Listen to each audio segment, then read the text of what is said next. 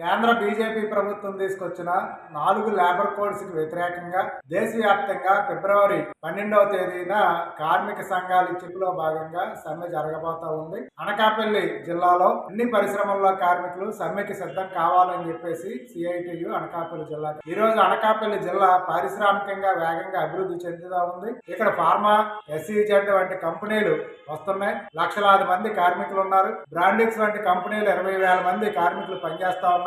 వీళ్ళెవరికి కూడా కనీస వేతనాలు అమలు కావడం లేదు. కేంద్ర ప్రభుత్వం తెచ్చిన జీవోతో యజమానుల లాభాల కోసం మరింత దోచుకోవడానికి ఈ రోజు ఆస్కారం అనేది ఉంది. బ్రాండిక్స్ లో 20,000 మంది కార్మికులు పనిచేస్తున్నా ఇప్పటికీ కూడా 9 నుంచి 12,000కి మించి జీతాలు రావడం లేదు. ఫార్మా కంపెనీలు ఎప్పుడు ఏ ప్రమాదం జరిగి చనిపోతారో కూడా తెలియని పరిస్థితి ఉంది. నిన్నే హెట్రో డ్రగ్స్ లో ఉన్న కార్మికుడు స్లాబ్ కూలి చనిపోయిన పరిస్థితులు అనేవి ఉన్నాయి. ప్రతి సంవత్సరం వందలాది మంది కార్మికులు మృత్యువాత పడుతున్నారు, క్షతగాత్రులు అవుతా ఉన్నారు. వీటన్నిటినీ కూడా ప్రభుత్వం సమస్యల పరిష్కారం చేయాలి. ఫ్యాక్టరీ ఇన్స్పెక్టర్లు విజిట్లు చేయాలి. ఈ రోజు లేబర్ కోడ్స్ లోని ఫ్యాక్టరీ ఇన్స్పెక్టర్ని ఫెసిలిటేటర్ కింద మార్చేయడం వల్ల కంపెనీలు తనిఖీలు లేక భవిష్యత్తులో కార్మికుల యొక్క సమస్యలు పరిష్కారం కాకుండా ఉంటాయి. PF, ESI ఇప్పటికే ఎగ్గొడతా ఉన్నారు. ఈ చట్టాల వలన మరింత PF ఎగవేతదారులు పెరిగే పరిస్థితులు అనేవి ఉన్నాయి. అసంఘటిత రంగంలో బిల్డింగ్ వర్కర్లు, ఆటో కార్మికులు, మోటార్ కార్మికులు ఉన్నారు. ఏ చట్టాలు అమలు కావడం లేదు. స్కీముల్లో ఉన్న